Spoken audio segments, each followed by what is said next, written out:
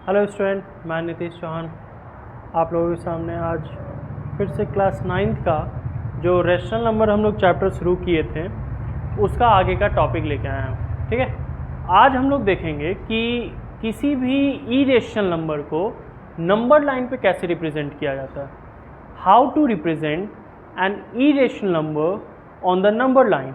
ठीक है, तो उससे पहले हम लोग समझ लेते हैं इरेशनल नंबर होता क्या है। इरेशनल नंबर होता क्या है?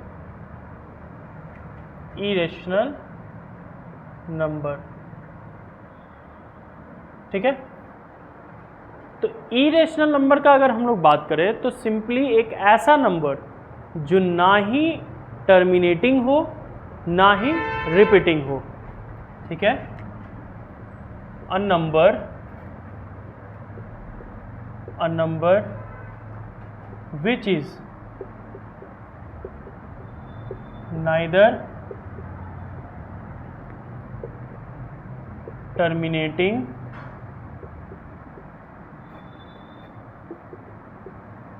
nor repeating।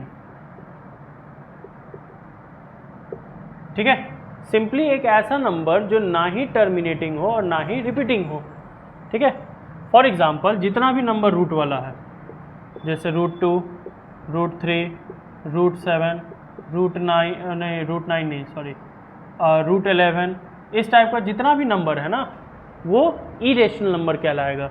या इसके अलावा जैसे मान लीजिए अगर दे दिया जाए कि 0.101, 001, 0001 या इस टाइप से आगे बढ़ते चल जाएगा।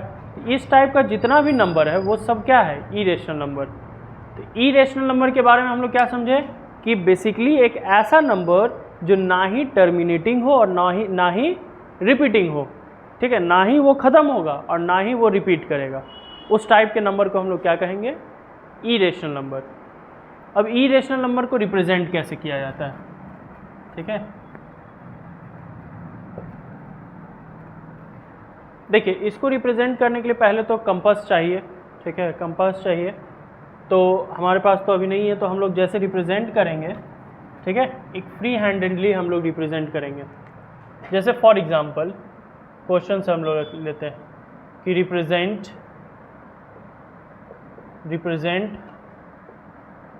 √2 ऑन नंबर लाइन। सिंपली तुमको दिखाना है कि √2 को कैसे हम लोग रिप्रेजेंट करें नंबर लाइन पे। ठीक है, तो इसके लिए हम लोग क्या ड्रॉ करेंगे? अच्छा, पहले एक चीज़ ये बताओ कि एक रफली अगर हम लोग डायग्राम बनाएं एक राइट एंगल ट्रायंगल का, ठीक है, OAB। ठीक है, तो हमको OB लाना है √2, तो इसके लिए हम क्या क्या मेज़र करेंगे? तो OA हम ले लेंगे कितना? 1 यूनिट। AB कितना ले लेंगे? 1 यूनिट। तब ना ये आएगा पाइथागोरस थ्योरम से, तब हम लोग देखेंगे OB² = OA² प्लस AB², यानी कि OB² = 1 का स्क्वायर प्लस 1 का स्क्वायर, यानी OB = √1 का स्क्वायर 1 प्लस 1 यानी कि 2, तभी आएगा ये OB √2। तो हमको यही चीज़ बनाना है। इसके लिए हम लोग क्या करेंगे? एक कोई भी लेंथ का एक लाइन ड्रॉ कर लेंगे हम लोग। ठीक है, फर्स्ट स्टेप क्या है? Draw line. यहाँ पे कहीं पे एक पॉइंट O ले लेंगे हम लोग, कहीं पे एक पॉइंट O ले लेंगे। ठीक है, यहाँ पे एक यूनिट मेज़र करके 1 यूनिट मेज़र करके एक दूसरा पॉइंट लेंगे A। ठीक है, एक दूसरा पॉइंट लेंगे A। इसी पे हम लोग बनाएंगे परपेंडिकुलर बाइसेक्टर।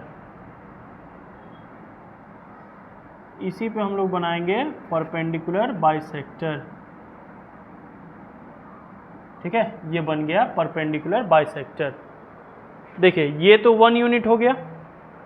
ठीक, अब इस फिगर के हिसाब से हमको ये भी चाहिए 1 यूनिट, तो हम लोग कंपास को पुट करेंगे यहाँ और 1 यूनिट मेजर करके कहीं कट करेंगे। ठीक है, और इसका नाम देंगे b। ये कितना हो जाएगा 1 यूनिट, और इसको हम लोग ज्वाइन कर देंगे O के साथ, बन गया एक राइट एंगल ट्रायंगल। अब कंपास के नीडल को रखेंगे O पर और पेंसिल को रखेंगे B पर और ड्रैग करते हुए लाएंगे, ये समथिंग अराउंड यहाँ कहीं आएगा, यही होगा आपका √2, यही होगा आपका √2। ठीक है, तो पहला स्टेप क्या लिखे हम लोग कि ड्रॉ अ लाइन। ठीक, एक लाइन ड्रॉ कर लिए। दूसरा, take a point O on it, उस पर एक पॉइंट ले लिए O। Major OA is equal to 1 unit. Draw perpendicular bisector, perpendicular line, bisector नहीं, perpendicular line on A। Cut AB is equal to 1 unit. Join OB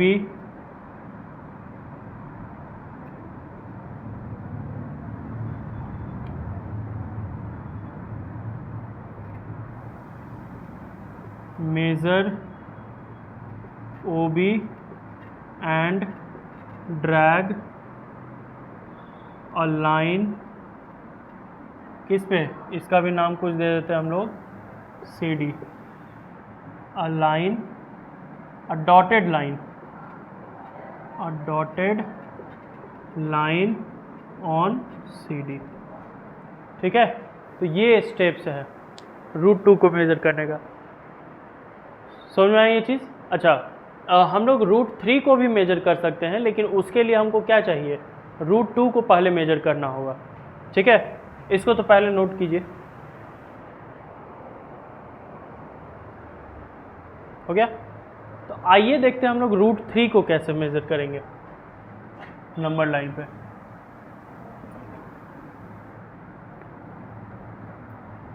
√3 को कैसे करेंगे, देखो √3 को करने के लिए जब हम लोग बनाएंगे 90 डिग्री, ठीक है, तो उसके लिए हमको क्या लेना होगा, तो पहले तो ये √2 और ये 1, तब ना ये आएगा OB का square is equal to OA square plus AB square. तो OB square is equal to √2 का स्क्वायर प्लस 1 का स्क्वायर, यानी OB is equal to √2 plus 1 यानी √3। ठीक है, तो हमको √3 दिखाने के लिए पहले क्या दिखाना होगा, √2। तो आइए दिखाते हैं।